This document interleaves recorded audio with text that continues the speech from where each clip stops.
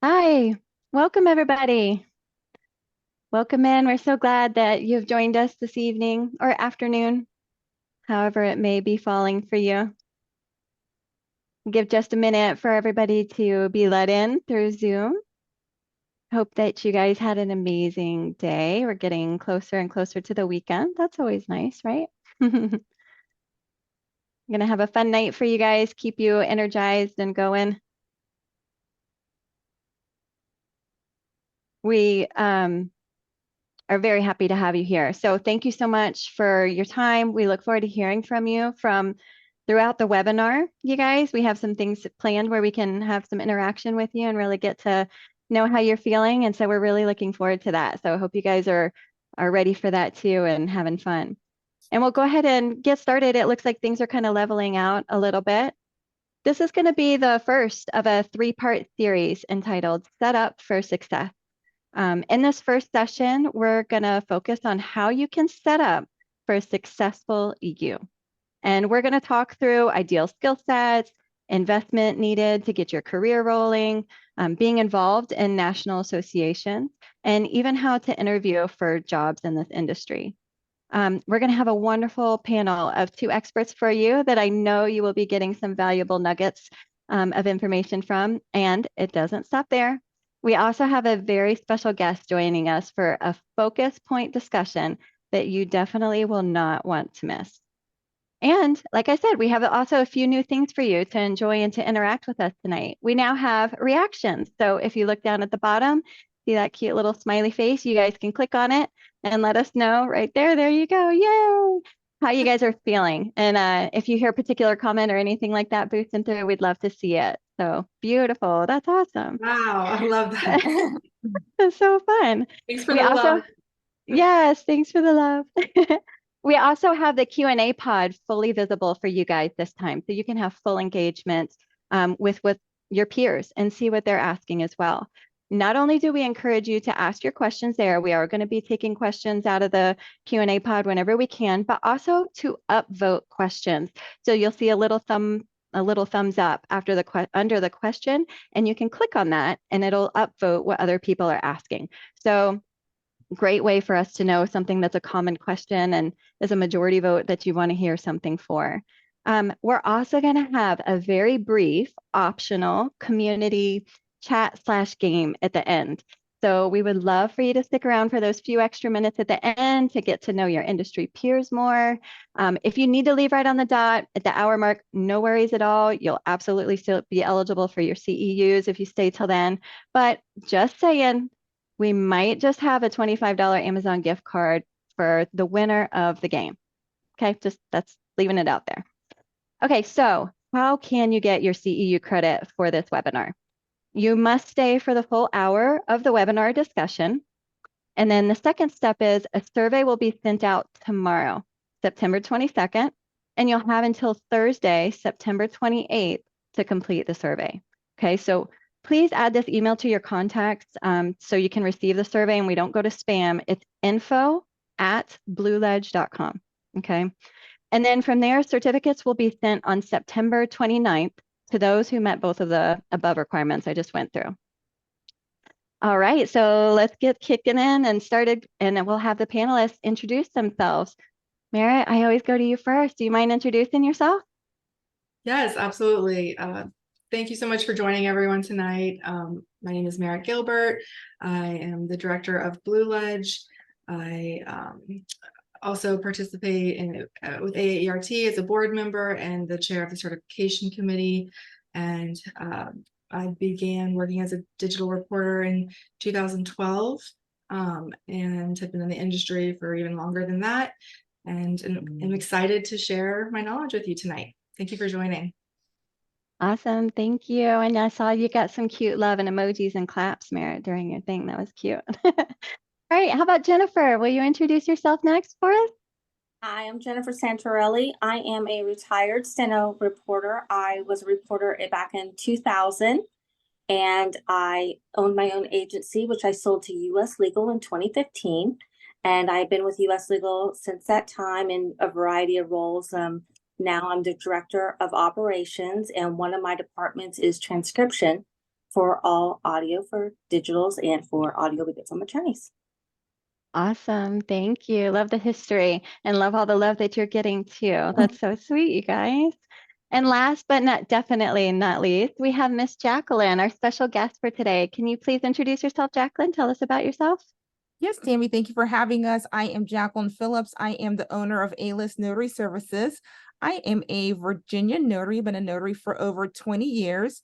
And of course, with the advent of online notarization, I've been a raw notary for over 8 years. I was one of the first notaries in the industry in Virginia to get that designation. So have truly enjoyed that. I've speaking everywhere about Ron. That's kind of my niche.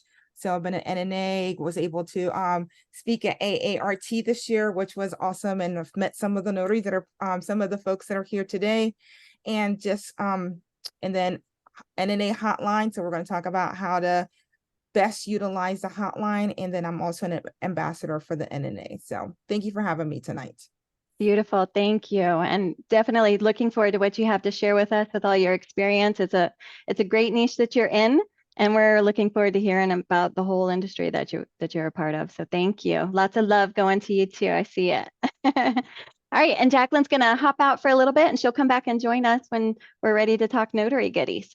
For now, let's kick it off. We're going to start with a poll. It's now one of our favorite polls to ask you to start off with. Let's kind of get a good mix or see what the mix is of you guys out there. So our first poll that we're going to ask tonight, how many years of experience do you have in the court reporting and or digital reporting industry? So let's see what you guys got. I got less than 1, 1 to 5, 5 to 10, greater than 10. And this really could be any capacity within the industry. It doesn't have to just be as a reporter or transcriptionist. I'd just like to see what you guys got. All right, look at that. Okay, pretty heavy percent. I feel like that was the theme last time too. About 40% of you, 1 to 5 years. And then we have 28% less than, and then a good amount still coming in with the more experience. So good to see. Thank you so much for that. We're going to ask one more question for you right now to kick us off too. What do you currently do as a professional in this industry? So we have a few questions, few choices for you to pick from. All right, and let's throw that one out there. Are you a freelance reporter, freelance transcriptionist, W-2 reporter, W-2 transcriptionist, courthouse reporter, or transcriptionist?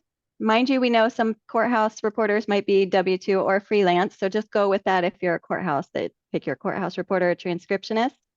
Are you a management, scheduling, production, anything of those? Or maybe you're not yet, you're still a student, so we'd like to hear that too. Let's go ahead and see what you guys had to say.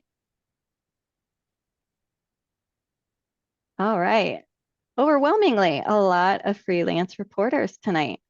All right, we'll be going through a lot of things that are definitely going to be useful and helpful for you. And we appreciate you guys filling that out. All right, so let's get started. What do you ladies say? We'll start right in. We're going to first talk about ideal skill set to have as a digital reporter and a legal transcriptionist. So first, let's start Merritt. As a hiring manager, what would you say are some of the most valuable skills or attributes for a DR? Great question to start out with. The list could be a little bit longer, so I'm going to stick to the most important, like you said. I would say dependable is going to be number one. This is specifically a question about digital reporting. Being dependable means being on time. As you can imagine, jobs can't start without you. So being on time is just so important. Being dependable to be on time every time is so important. And then being dependable to turn in everything from the assignment on time is hugely important. But also enjoying working with computers, enjoying learning new things, having a high ethical standard for yourself and for this industry. Of course, being able to become a notary, can speak professionally and with comfortable speaking with new people on a day-to-day basis, and have good listening skills and have a good attitude. Also very, very important. Love that. Yeah. And that's so important. I love the professional speaking and the good attitude too, because get thrown some things like we talked about in our last couple webinars, and those are great things to help you kind of adapt and go through that. Jennifer, I'd like to ask you the same question as a hiring manager. What would you say are some of the most valuable skills or attributes for a legal transcriptionist? I look for someone who enjoys reading, someone who enjoys the English language. I always tell everyone I can't teach fourth grade grammar. You have to know your yours, your theirs, all your sound alike words. Once you have that, you have to be someone who loves to dig, loves to do research, likes to find those hard words. And if you can do that, then you're great at a transcriptionist position. Love that, and definitely resonate with that research tip. That's a good one too. So let me ask you this, based on your years of experience, have you seen like ways that beginners can acquire or improve on these skills? I could I ask either have. one of you. Yeah, go ahead.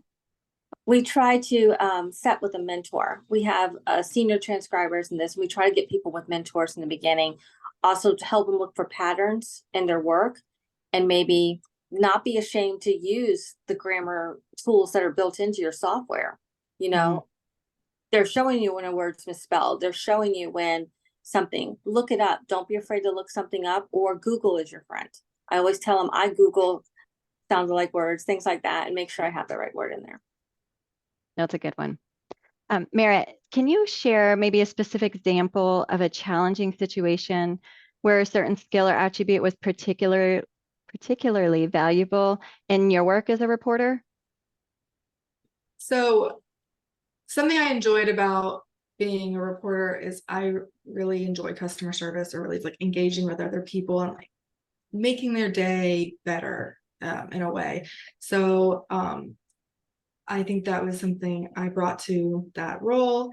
And when I would have challenging situations with an attorney or anybody I would come across, I would always look at it as an opportunity, and using my customer service skills to kind of win them over and make sure they feel heard and taken care of. I don't know how specific I need to get into it, but I just remember times where like knowing that I didn't do anything wrong, the people I work with didn't do anything wrong, but they were just upset. And I just have to swallow my pride and just do what I can to make it right by them. And make sure they feel heard. And yeah. I like that. That's important because, like you said, you want to have a good mindset going into it and feel like, and remember that you're there to help. I mean, we're there as a neutral party, but you want to help everybody feel at ease, help everybody have a good proceeding, reduce conflict that you can, because that makes a better record, right? All the way around. So that's great. And this actually kind of brings us perfect to, wasn't even planned, our next question, that what role does adaptability play into the work of digital reporters and transcriptionists? So, I mean, Jennifer, what do you say as far as like having an adaptable transcriptionist? How valuable is that? How does that contribute? It is. There's a transcriptionist who doesn't pigeonhole themselves with one type of job. Like if we have a transcriptionist who says, I only take demos, they will not get very much work. But if they have one to open their mind, they'll take the EUOs, they'll take the trials, they'll take this and come to some of our training sessions we have to learn how to do different kind of jobs. They're more likely to get a lot more work from us than somebody that says, oh, I only do demos. Yeah, I love that because everything needs help, right? So if everybody picks and chooses, then it might make things a little more difficult. Do either of you have a good tip on how somebody could maybe kind of develop this? Because it might not be something that's so natural to want to break yourself out of your comfort zone and go into that. But have you seen, or do you have any tips for maybe how they could do that, like work on it?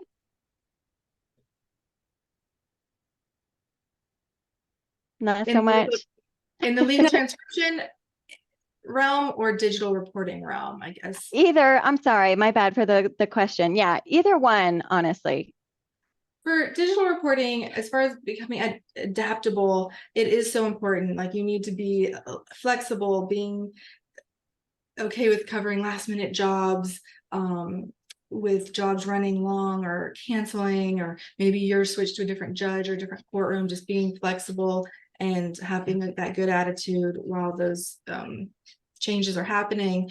But yeah, as things go, as you start to learn it'll just make you a better digital reporter to be adaptable. Yeah. And don't you see that too? Like, so some situations you might get thrown into, you don't have time to be freaked out. You just kind of make your way through it and you realize you can do it at the end, right? And then other times maybe it's just developing some bravery to go through it, kind of step out, be willing, like what Jennifer was saying, to take those assignments that might make you nervous.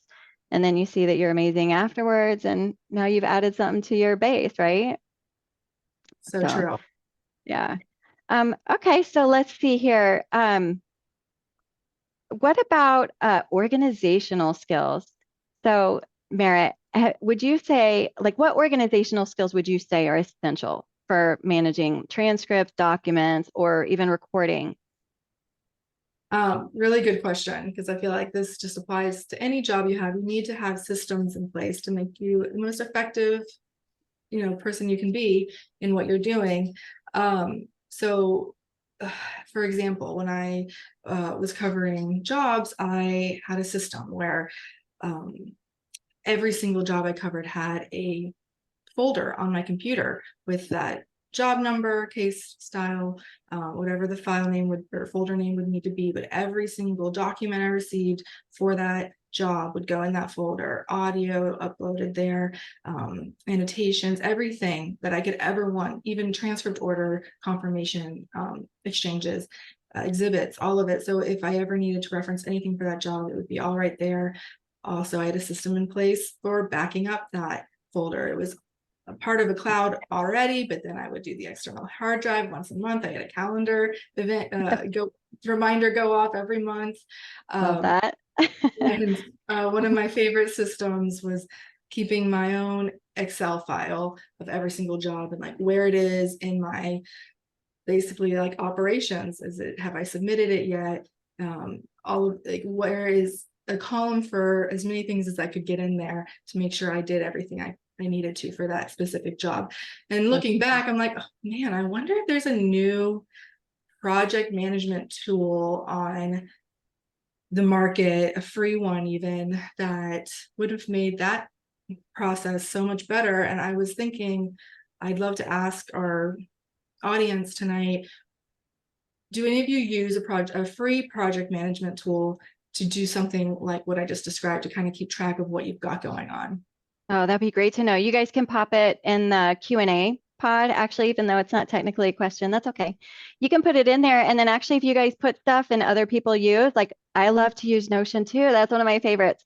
If anybody else uses Notion, you can click a little thumbs up and we'll know that or whatever. But you guys can kind of help each other out.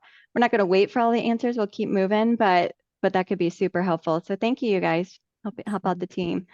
We're going to answer a question actually that was submitted by someone from our last webinar in July. And we said we would get to it at a different time. And I'm going to give this one to you, Merritt. What is an attorney looking for in a reporter?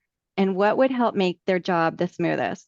So Merritt, you're a person surrounded by a family full of attorneys.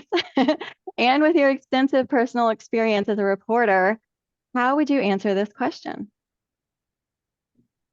I'm going to start with the same thing I said at the beginning. It's dependability being number one.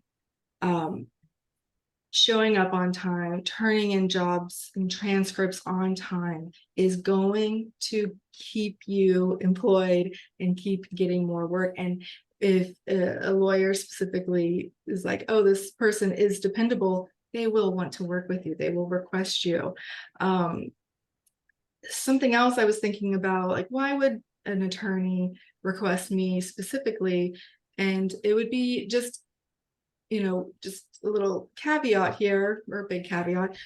We need to stay neutral, right? We all know that about this role, and that is hugely important. But when you are in the deposition realm, when you're sitting in a room with the attorneys and witness for a long period of time, the attorneys might get chatty. And as long as you're not talking about the case, it is helpful to be able to kind of just converse with them slightly. Like if they, of course, start bringing up the case, you need to politely excuse yourself. But something I remember my mom, who was my mentor, she was a reporter, told me when I first started was to read a current events article every single day. Of course, Mhm. nothing polarizing or anything, but just having something up my sleeve to chat about in those situations. I like that. That's a great tip. It's a very important one. All right, let's see. We're going to dive down now and go into a little bit about the investment of making into your career. Time, money, but mainly like time-wise, looking at it and trying to see what does it take to get going and what can make you rise above others or to be the best you, not even just above others. Let's just talk a little bit about, I'm going to skip down a couple of questions just on you guys. What steps should individuals take to practice and improve their skills and techniques? So I'm kind of thinking particularly in terms of accuracy and speed and things like that. But Jennifer, do you have any tools and things like that that you would suggest that you've seen people use to help them kind of fine tune? I'm going to date myself. I used to practice to court TV. Okay. Because give you almost like trial experience sitting in while you were, but you didn't have the pressure of being in the courtroom. I also would practice to channels like CNN or things of that nature, because that is so fast. If you can keep up with that, then you're ready for anything they'll throw at you in a live job. Love that. And you could be doing it on your own time, right? Like if you're watching Right. CNN, pull it up and type and go to it, right? Do your annotations or yeah, that's great. Exactly. Yeah, very good. All right, so let's see. I'm going to ask you this one, Merritt. As the certification chairperson of the AAERT Certification Committee, could you provide insights into the certification for a digital reporter, legal transcriptionist, and how does this certification enhance one's career prospects? Is it really worth the investment doing early on in their career? Absolutely. So helpful to become certified even early on in your career. I think it's so helpful early on in your career because if you don't have the experience, having that certification shows your qualification and your not even just your qualification, but your commitment to this industry and this career, wanting to grow and make sure you're doing everything according to best practices. And yeah, it speaks volumes being able to put that on your resume when you're starting out. And then of course other benefits as well, like some employment opportunities might even have a pay increase if you have that certification. And also it's just really great when you have those letters behind your name, even in the transcript where the people reading the transcript see, oh, this person's certified, they know what they're doing. Yeah, love that. That's nice. Great way to start off the job, right? You already kind of have a little bit of that commanding the presence of the room.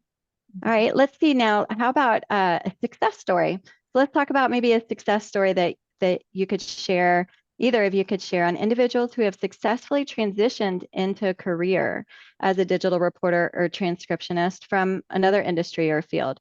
There's certainly many that lend themselves very well to what we do. You have any thoughts on that, Jennifer, that you would want to share? Yes, we have quite a few transcriptionists who have decided to come out of their shell, come out there. They want to work from home. They want to be a stay-at-home mom. They want something that's more flexible. And they've changed over. We have one who does a fantastic job, and she just took to it right away. And she's like, this is my thing. I'm going to learn it. She dove in. The beginning was a little bit of a struggle, set back some things. But right now, I mean, she's one of our top transcribers, and she just wanted a complete career change. Nice. So yeah, there definitely is nothing stopping you. Anybody can do it, and you can change it anytime. Okay. So, I mean, certainly that can be a little bit overwhelming. Start and transfer into a new role, or even just starting fresh. You're young, you're just getting started in your professional career. It can be very overwhelming. Merritt, what advice would you give to someone who's passionate about this career and wanting to do it, but they're just feeling overwhelmed at all those like initial steps at getting started? Really great question, because it can be overwhelming if you're not familiar with this industry. And I think the first thing is just think of it as one step at a time. First, do your research. connect with people in the industry, ask them what they have experienced and what path helped them to where they are now. There's Facebook groups and things that you can connect with on that. And another thing is when I'm speaking with students, they're thinking, oh, I'm learning digital reporting and legal transcription at the same time. This is a lot. This happens quite often, will decide, okay, I'm going to learn digital reporting. I'm going to actually go ahead and start working as a digital reporter, and then I'm going to start learning the legal transcription side if they, of course, still want to. And that way it's not as much at the same time. So. Okay, perfect. And I just saw something kind of going back just one notch on that. Someone asked in the Q&A chat, could you please explain the certification abbreviations? Would you mind doing that for us, Merritt? Absolutely. So AAERT has 3 certifications: the CET, Certified Electronic Transcriber, CER, Certified Electronic Reporter, and CDR is their newest certification as of last year, and that's Certified Deposition Reporter. Okay, great. Thank you. And just a little extra there. The difference between the CER and the CDR is that the CDR does not cover court work. So it doesn't have, you're not being certified in covering trials and hearings. Okay, great. Thank you. Appreciate that. And we're going to go ahead and we're also going to share a resource with you. So we've talked a lot about the certification and whether it matters and how it can help you. So we're going to post in the chat box a link where you guys could read up a little bit more on a blog on your own time. It's how certification can improve earning potential. So you'll see that posted out there for you guys. You can read it at your leisure.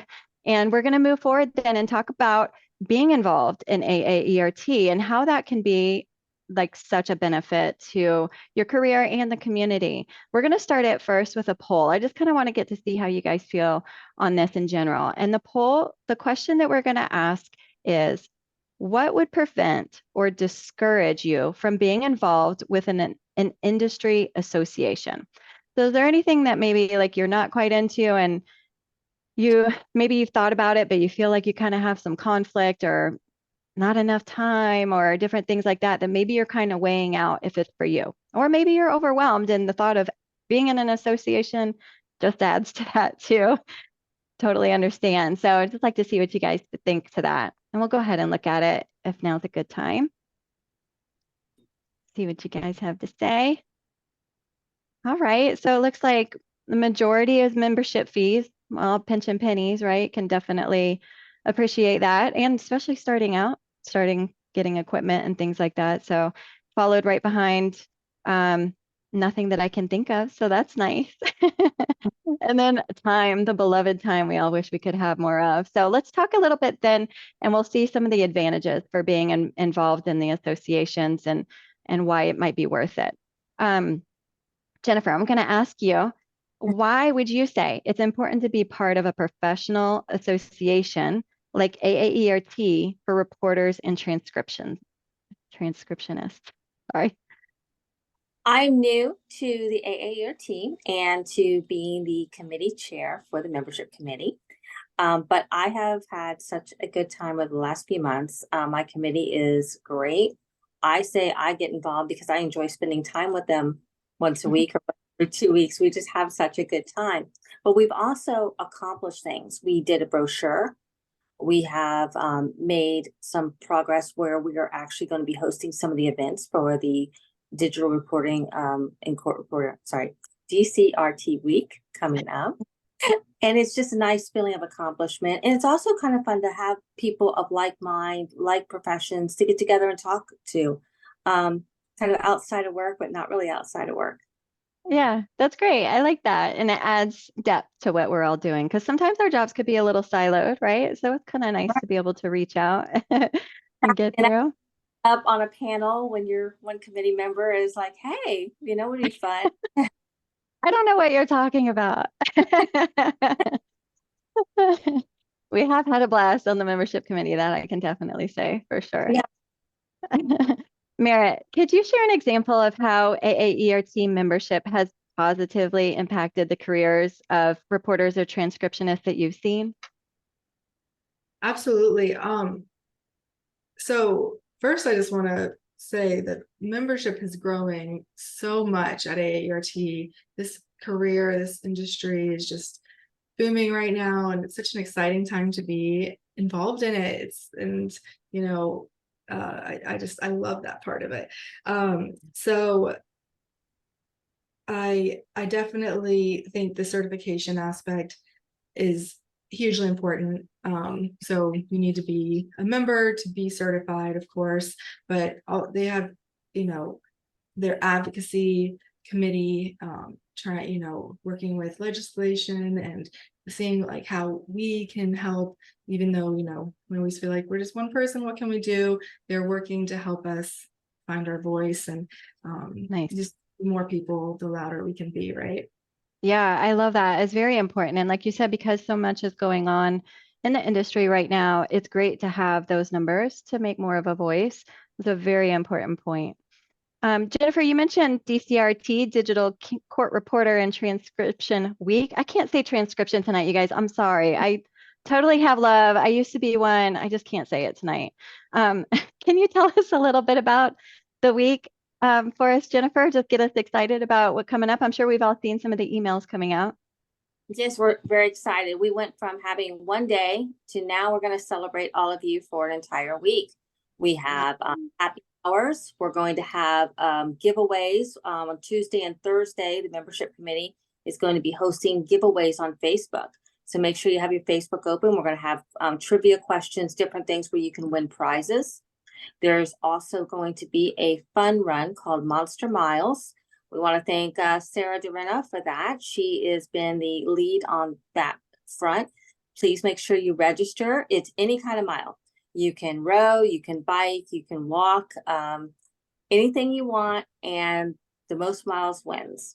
So there's Nice. also other things. There's going to be some CEU opportunities as well. So pay attention to your email, Facebook page, and it's going to be a lot of fun for us to celebrate. It's the 9th through the 13th, I believe. Yeah, and lots of prizes. I've heard lots of prizes coming out and whatnot for people being involved and doing stuff too. So that's exciting too. Yeah, we're gonna have a good time.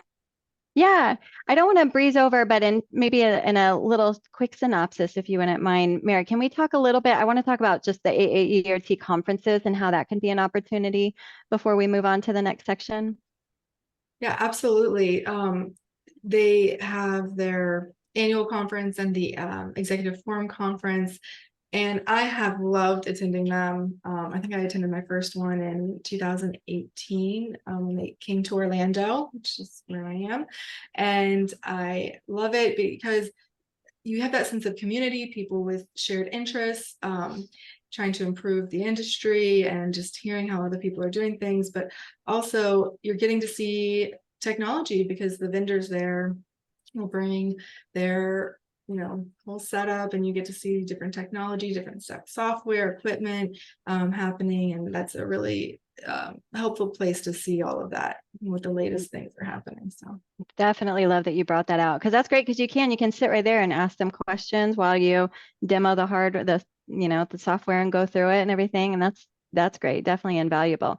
A question that we've had from one of our registrants on the July webinar is, where do I go to discuss questions when I have these outstanding questions and I'm looking for some help?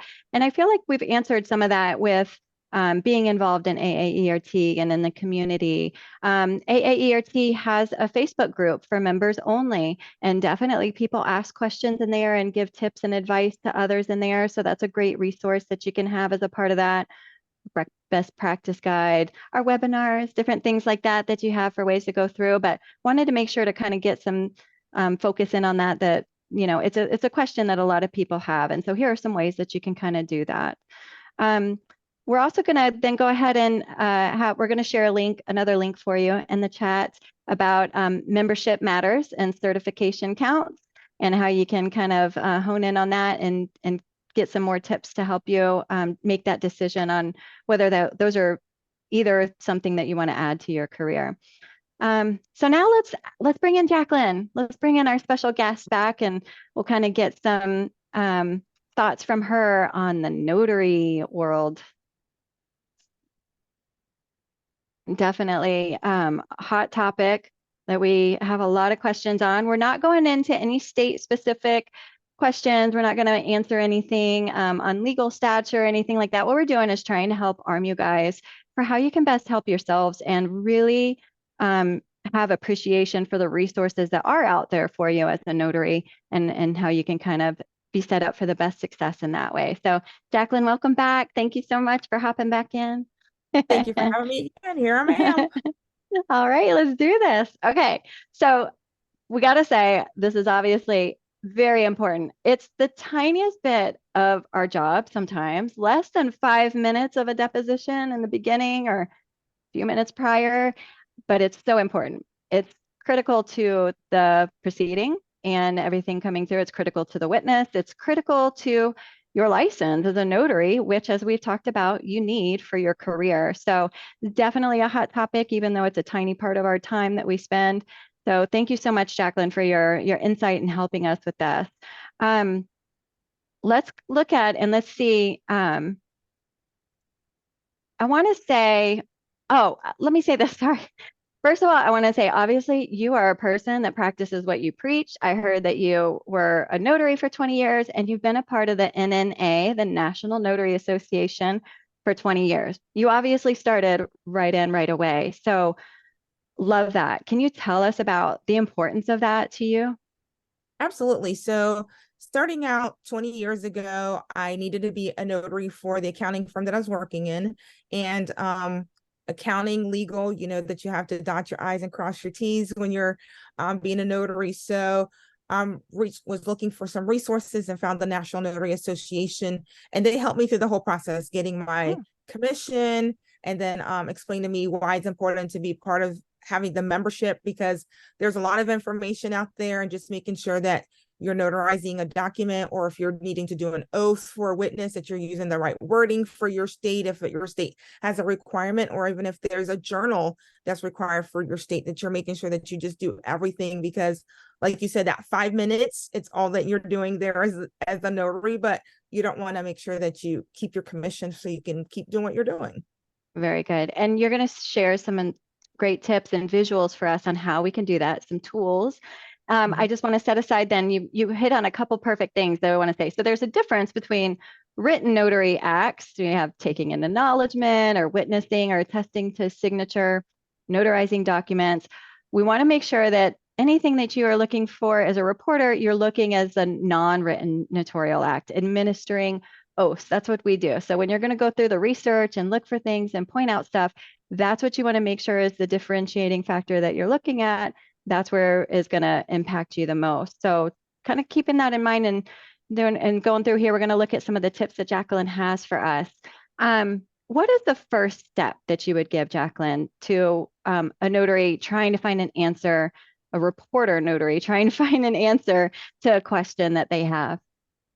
All right. So thinking from a reporter notary is you're going to be looking for your state guidelines, right? That's where you're going to always start, because your state is the one who gives you your commission to go forth and be a notary. So looking at your state website, always looking for the handbooks.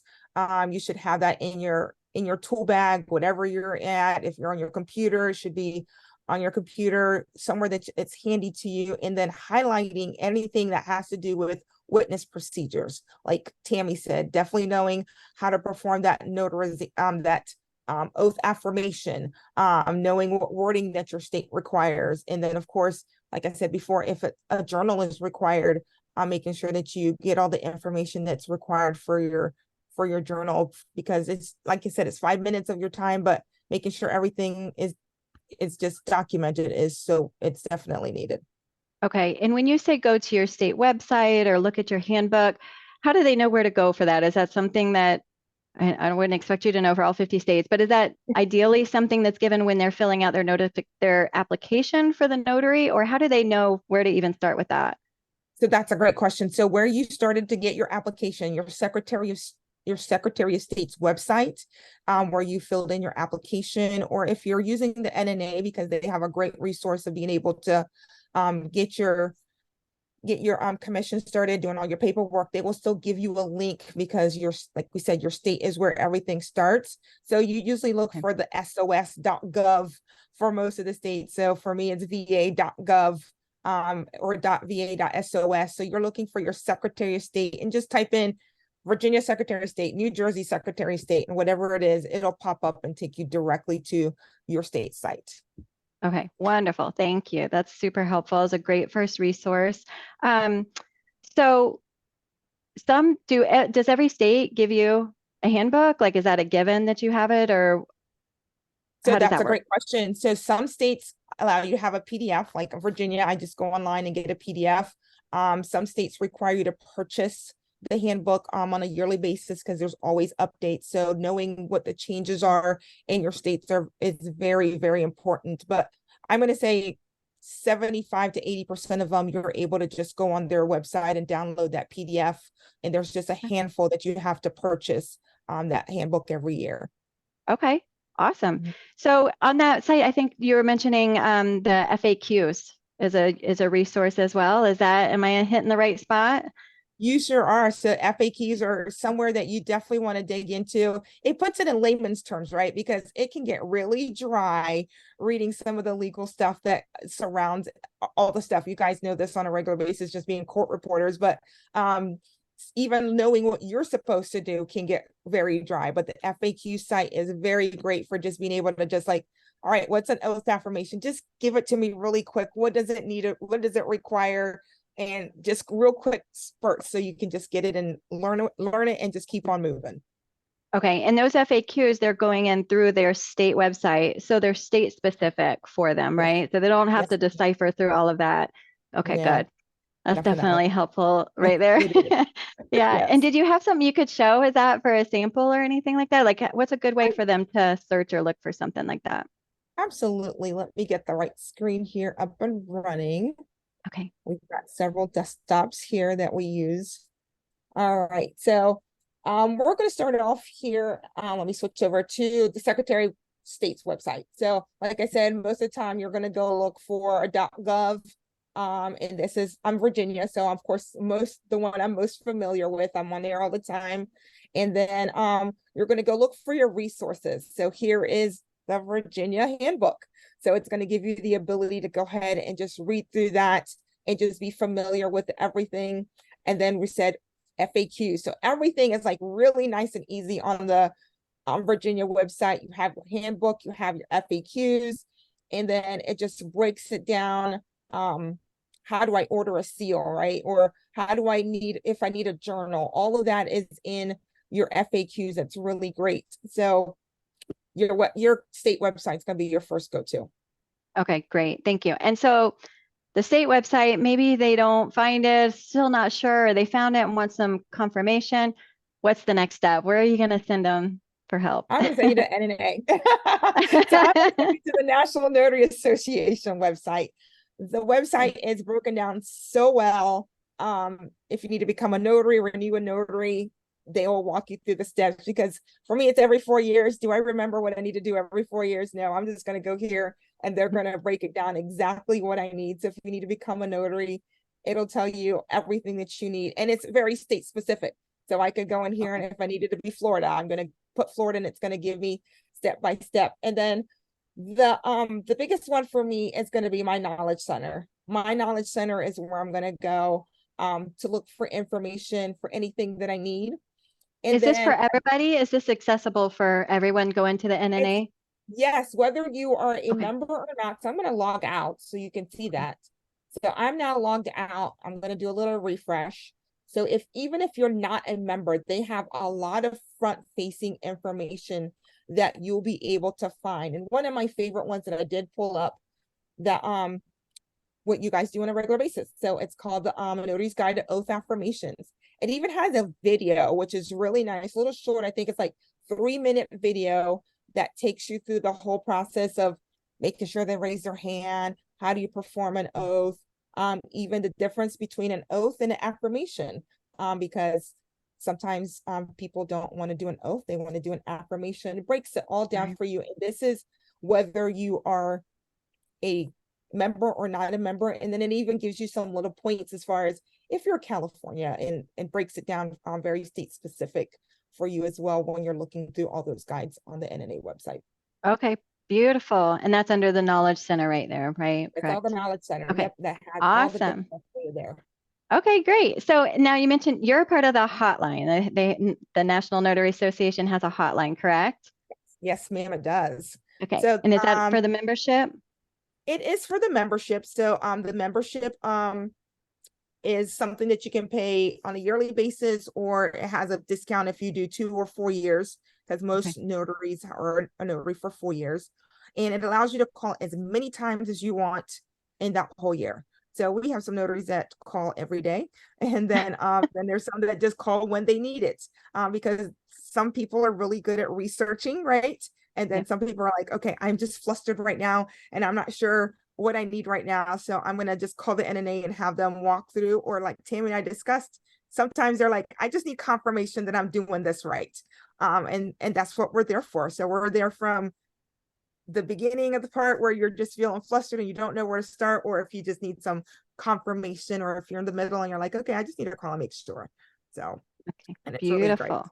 Love that. Yeah, that is great. So yeah, I saw you got lots of love and hearts and people appreciating and enjoying the tips. So thank you for that. Awesome. Yeah. All right. So perfect.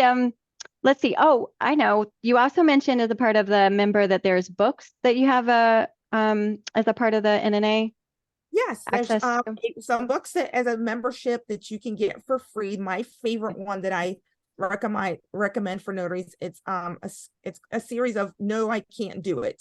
So when you have that attorney that's saying, I don't know why you're taking the time to get the ID and put this in your journal, you're going to tell them, I need to do this because this 5 minutes that I'm wearing my hat as a notary public, it's going to require me to put the ID in my journal, or I'm going to need to make sure that if they don't have an ID that they bring the correct witnesses that's required for me to ID them, to make sure that all my I's are dotted, because there are some fees that notaries will be charged with if they do not. That oath affirmation is still part of your notary public duty, to making sure that you do the oath, and then also if your state requires journaling, that you journal as well. Yeah, great. And that's a perfect point too, right? So some states require a journal, some states don't. Some states require something totally different on IDs than other states. So definitely everybody, each reporter needs to know their own state requirements and feel comfortable with that, because it's your notary on the line.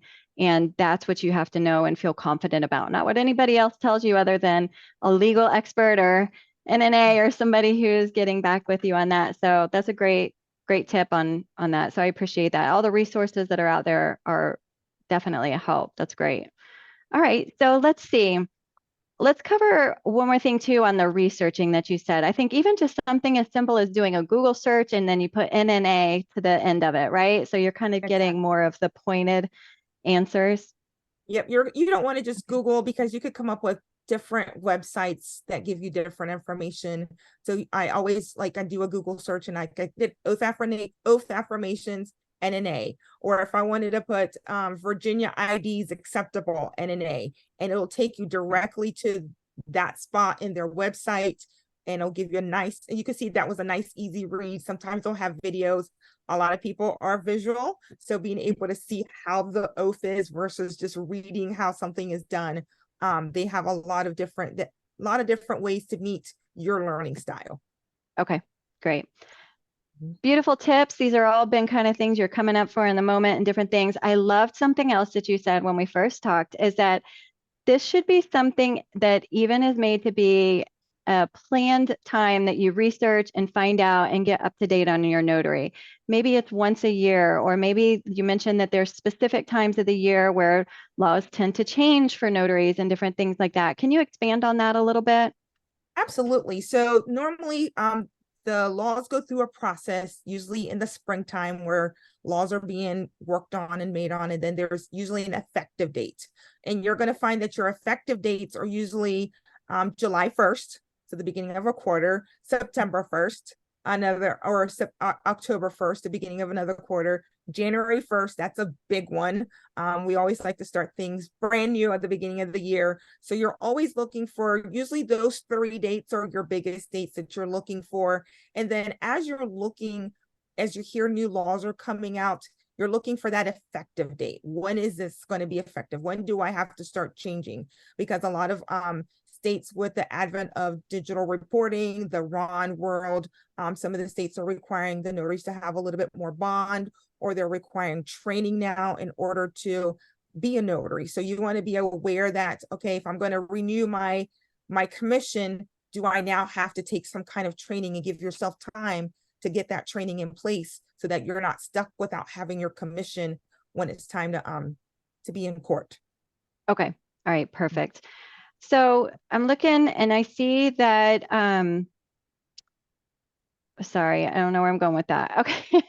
Yeah. Oh, I'm sorry. I wanted to say that I did notice too, that if you're a member of the NNA, that they will actually even email you if there's updates to the law for your state, which I thought that's pretty cool too. You get to kind of stay in the loop from that way. And I think they also have a notary essentials class that is state specific that you mentioned, correct? Oh, definitely. I would definitely recommend every notary. It's, I think, like $60, but it's video based. So you're watching, do it on your own time. And then it has some little quiz questions, right? Because we always want to make sure that we're applying what we're learning. So if you need to know there's something new, like I know one of the states very specific, like different things that are very specific, it'll let you know, like, this is the new change for this year. So just Okay. get a little bit extra attention of that. Okay, perfect. And so someone asked in the Q&A pod, they said, oh, it just moved, so I didn't see it. But basically they said, what if, they basically asked what you just asked, what you just answered. I can't restate it. I'm sorry. My brain's not that good right now because I'm seeing another question and that's all I can think of. But you basically just answered it. So I was just going to tie it back to let them know that their question was answered. No Moving problem. on. Yeah. All right. So let's see. We're going to move forward a little bit on this. And you talked a little bit about just understanding the difference between how an attorney might kind of see something and be like, oh, why are they asking me for this ID? And so we just want everybody to really know and feel that they have a firm understanding of what it is that they're required to do by their state, so they can feel confident in explaining that to an attorney. Let them know that they're not trying to take time before they're trying to get this deposition started or anything like that, but just feel confident in something like that that's very important to your role. So Yeah, so that's something that you can definitely look on the NNA website. You can even put, does my state require a journal, Washington State or whatever, in Google NNA, and you'll have something that you'll be able to now copy and paste and send it to whoever might be giving you just a little bit of a difficulty with, all right, do you really need to do this? I had a notary today that had the same thing. They're like, do you really need to do this? And being able to say, here it is, section code, whatever it is. It's really helpful for the notary. Okay. All right. Perfect. And so we'll see how it goes. Hopefully this will be a helpful resource. I thank you so much for everything that you've shared. Knowledge is definitely a wonderful thing. It can help us fuel ourselves forward in our careers. Lots of applause and things. We have more questions too. We'll try to see if I can get to them, or if there's a way that we can answer them, offline, and something that we send out for you guys. So I do see your questions coming through. I just need to make sure to move us along a little bit, but don't think they haven't seen. And absolutely valuable tips, Jacqueline. Thank you so, so much. Absolutely. And I think one of the notaries asked for that article. So about the oath affirmation. So I just dropped it in the chat. Perfect. I was going to ask you that, but I didn't want to be too putting you on the spot. So thank you. No problem. And then we're also going to share the link for the National Notary Membership tab. So you guys will have that out there as a resource as well. But thanks, Jacqueline, so much. That's awesome. No problem. All right. So let's see if we'll get in. We're running a little bit longer on the time, you guys, but let's get into a little bit about how to find jobs in this industry. It's definitely a hot question we do get. So let's hop into it. First of all, Merritt, are there opportunities for entry-level positions in digital reporting, and how can individuals secure those? Absolutely. Agencies across the nation are looking for people even without that experience to work as a digital reporter. And some will offer some or all on the job training. We actually have a job board on our BlueLedge website. For those of you who did not know that, it's just blueledge.com/jobs, where you can see companies, hiring entities, courthouses and agencies and transcription companies who are posting open positions. Perfect. Okay. And Jennifer, how would you help someone to maybe think about how they could stay informed about job openings? We have the job board that Merritt just mentioned. What are some other ways that you've seen that people can kind of do some research and find solutions? Build your LinkedIn network. Love Really that. build your That's file, and then build your network. And then that's a great for helping you to find a job. That is a nugget right there. I love that you brought that out. I see there's a lot of people involved in Facebook, which is great too, great for the community and getting involved, but LinkedIn is a really great one. And I'll tell you, that's where all the managers are, right? That's where that's the side of it from that. So I love that you brought that in. Thank you. That's gold. What about, okay, there's different decisions to try to make when you're new, trying to get out, or maybe you're trying to decide if you would want to switch over to something else. How would you help reporters and/or transcriptionists consider the different options between working in a courthouse, working with an agency, as an independent contractor, or maybe if they even want to be a business owner at one point? Merritt, do you have thoughts on that one? Absolutely. Because they're different worlds, they're different day-to-day lives, right? So if you work as an employee, as an official in the courthouse, you are a full-time employee usually. You have government benefits, which a lot of people find very desirable.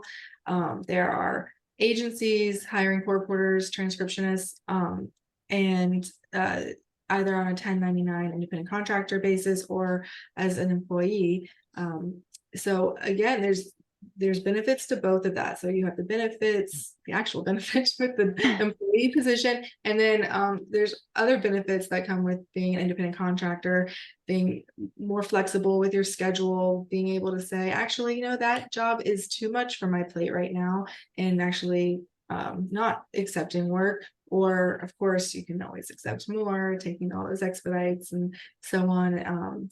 So those factors are important to consider when you're deciding the right role for you. And there's also the people who actually work directly with the law firm, for example, to become a business owner in that respect. Okay, beautiful. Thank you. I actually started out in a court reporting office as a worker, as a receptionist, doing production, doing billing, doing all that. And I know some of our digital reporters have started out the same way. It's a great way to learn the background of the business. And then that makes you standing as a reporter and better rounded. And then if you want different things later, you've already seen how the business runs and you know how to, maybe something different, maybe management, maybe owning your own company. I like that. That's great. Get the vision from many different angles, and then you kind of get to see both sides. All right, we're going to skip forward a little bit, and we're going to get into how to choose the right career path from you. We actually have quite a few questions that people submitted for the July webinar that we're moving over to answer on this side. So I want to start with those first. So one of those questions are, for people that are just getting started with a new agency, what advice would you give them? Merritt, you want to take that one? Absolutely, because I used to hire digital reporters, legal transcriptionists as the digital reporting manager at a court reporting agency. And I will say that going back to what I mentioned earlier, attitude is huge. Understanding that you might be pushed into situations that are new to you and just, making sure you're prepared, but being brave in those moments is important. And I would say, I keep on hitting the same things, but dependable. It's just so big. It's so huge. Being on time, turning in your work on time, it's so important in these careers.